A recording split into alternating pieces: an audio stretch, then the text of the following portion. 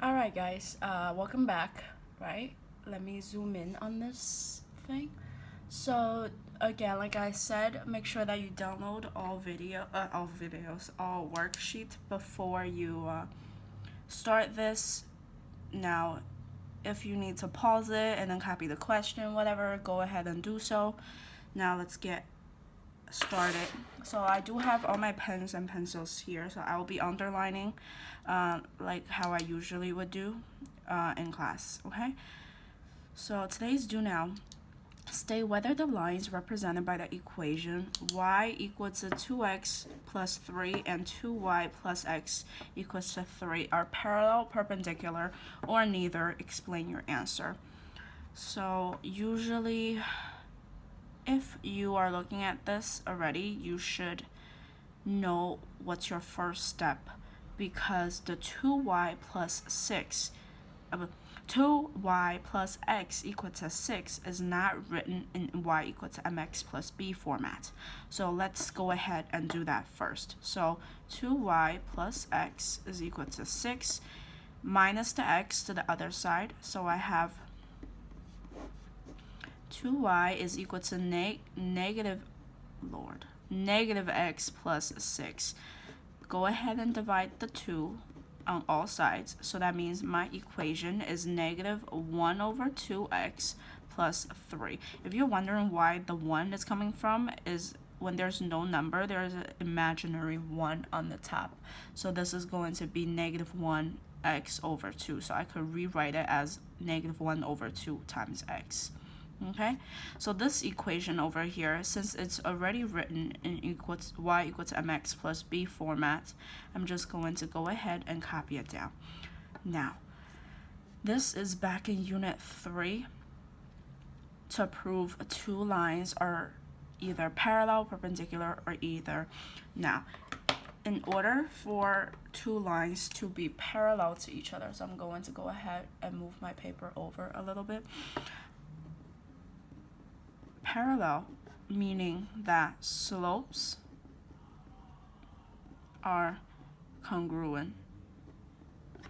Now, perpendicular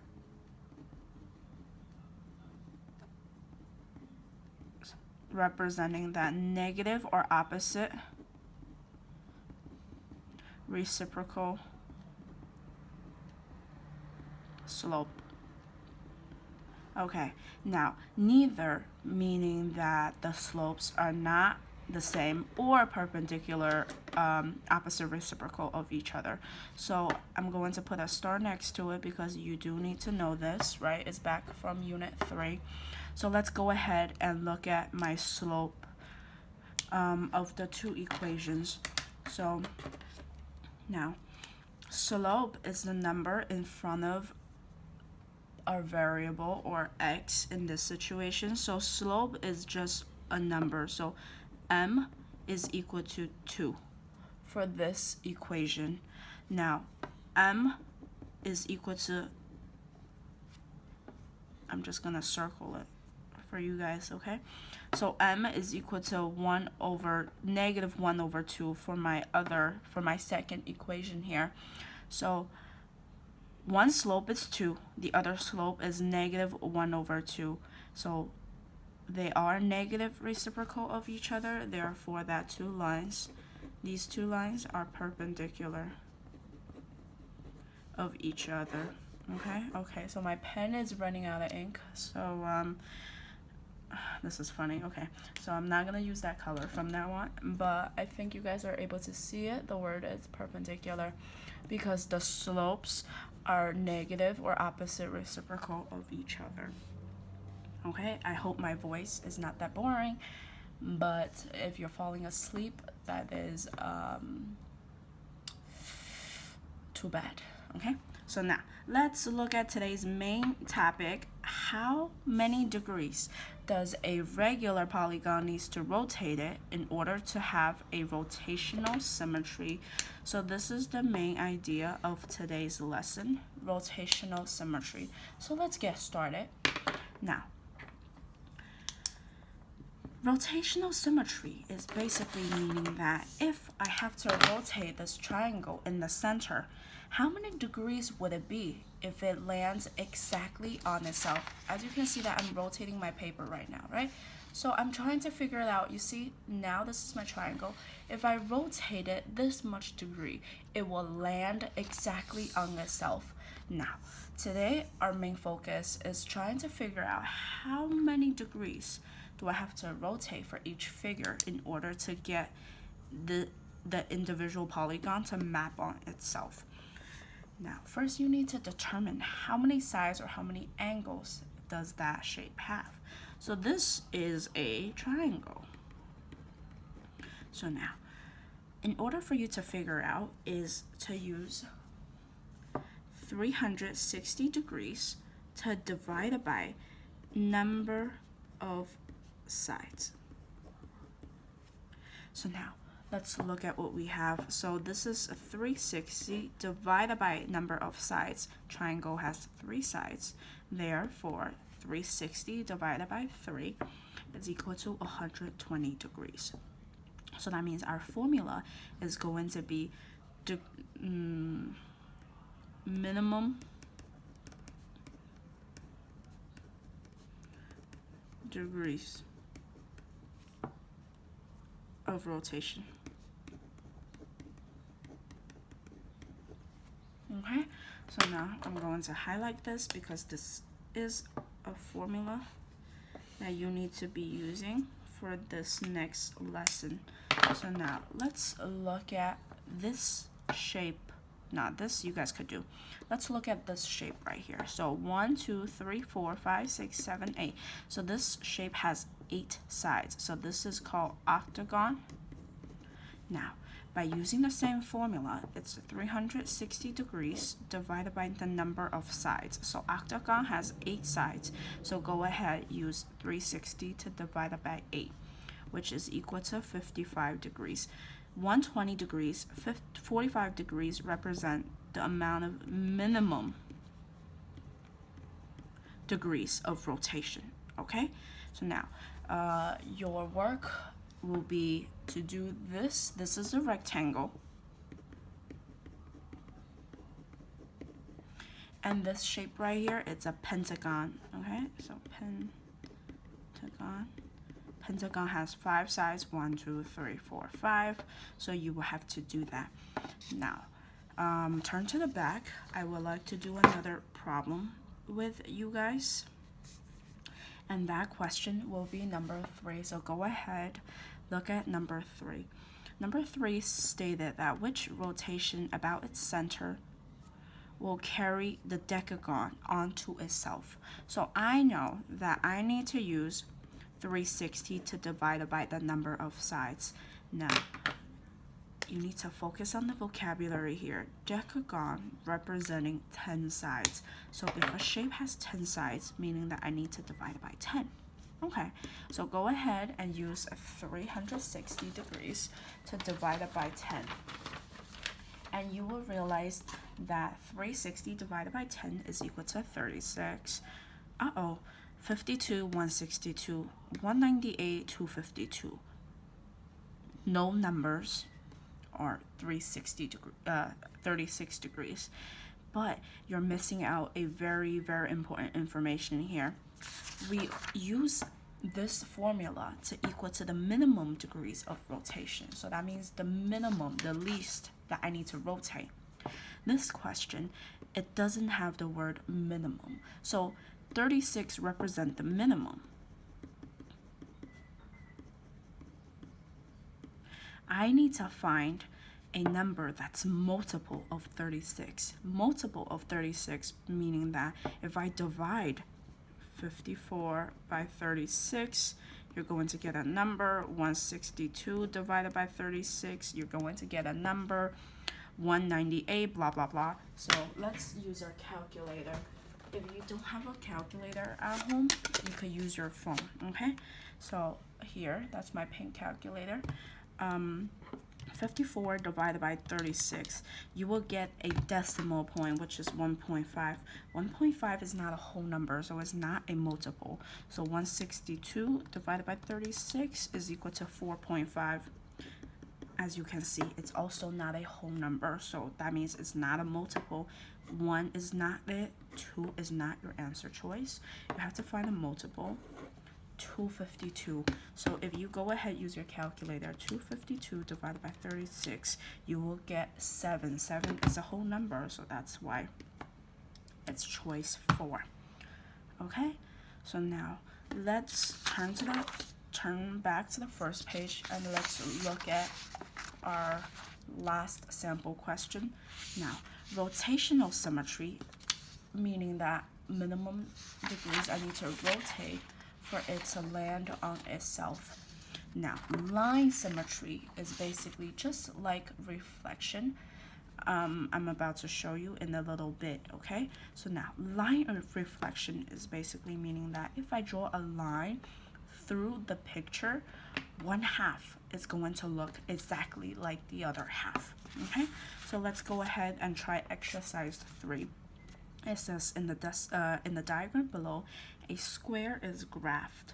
How many lines of symmetry are there? So let's identify all the symmetries right now.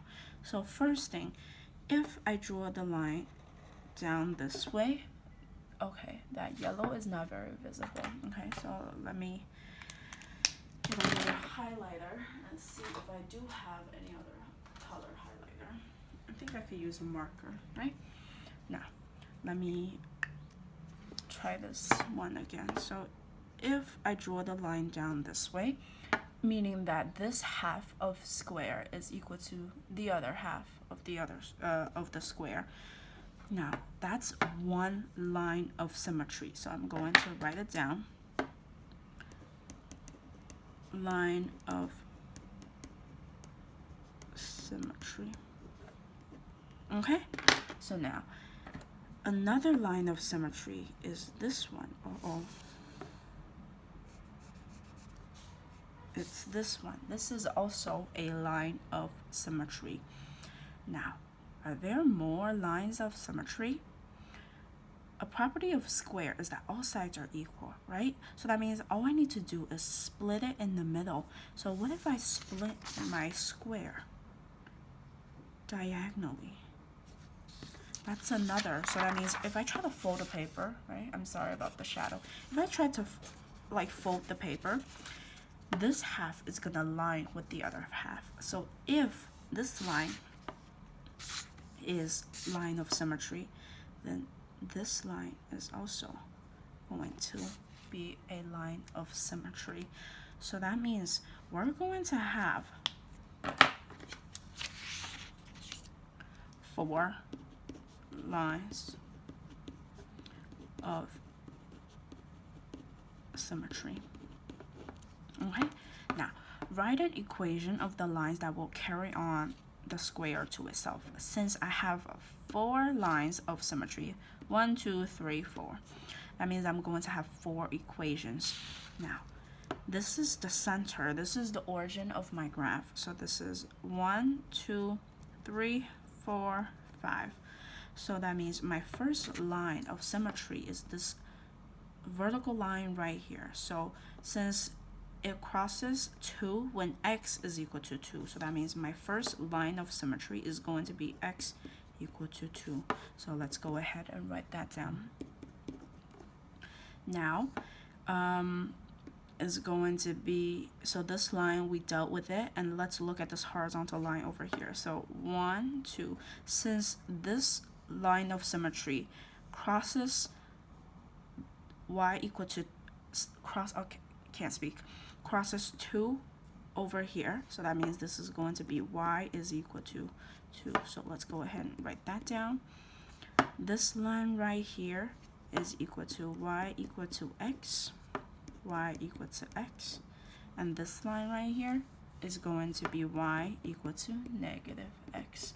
So those are my 4 lines of symmetry for a square. Okay, so this question is very similar to number 2 on the back, but number 2 on the back stated not carry the square to itself. So that means you're going to have to see which formula over here doesn't match or doesn't is not a line of symmetry. Okay, so try that. Now, let's look at number 9 on the back. Now, this is the last question I'm going to do, so if you have any questions, you should pause it and go back to view it. I have a rectangle over here. Which transformation would not map the rectangle onto itself? So let's draw out all the line reflection or line of symmetry for this rectangle over here. So just like the square, I know that if I cut it from the top to the bottom, right in the middle, this one will be line of symmetry. So is this one right here. Now, I took a little pause because can I draw this way? Now, most people are going to be like, yeah, Miss A, why not? Because that's what happens to square. This is different from a square because not all sides are equal. So if I do draw a line down this way, then if I try to fold the rectangle, you're going to see that this half is not going to line up with the top half. So that means I cannot have that as a line of symmetry. So that means I only have 2 lines of symmetry for this one. So this will be the x-axis, right? Because it crosses the x-axis. Now, this is going to be 1, 2, 3, 4. This is going to be x equal to 4. Now, let's look at which one will not map on the rectangle to itself. Choice 1 stated, okay, let me move it up a little bit. It says reflection over the x-axis. So that means x-axis is line of symmetry. So that means if I fold it, this half will line with the top half. So that means it's not my answer because I'm looking for not map onto itself. Reflection over the line x equal to 4. X equal to 4 is right here. So that means that yes, not my answer. Rotation 180 about its origin. So origin is over here, right? So if I have to rotate 180 about its origin, let me rotate the paper. Okay, so I'm gonna move it down over here to let you guys see it. So I'm holding my paper on the bottom, right? So I'm putting my finger at the origin. Now, if I need to rotate this 180 degrees, so 90, 180, do you think it's gonna map onto itself? I don't know yet, okay? So why don't we, I'll let you think about that because as you can see that you could just fast forward to in the video and you know the answer. But I just want you to try it for a little bit. Now, let's look at choice 4. It says rotation of 180 degrees about the point 0, 4, 0. So 4, 0 is over here. That means if I rotate this, right, about the point 4, 0, 90 degrees. Okay, let's try this again. Okay, 90 degrees, 180 degrees. It's right over here. So that means go ahead. Okay, I'm not gonna tell you the answer. You have 50% chance about number 9. Now, ladies and gentlemen, your homework for today is Friday, so this will be due on Sunday night. Okay, I'm going to set a timer, a due date on Google Classroom. So if you hand in late, you will get points deducted, but you have 3 days to do this.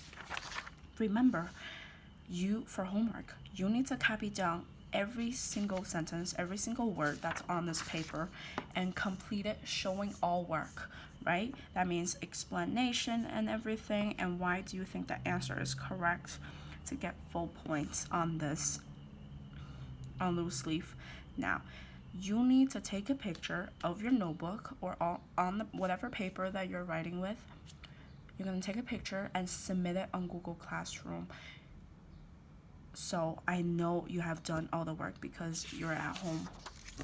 Now, if you need any help on this, go to Google and look at that right? So, all right, talk to you guys soon.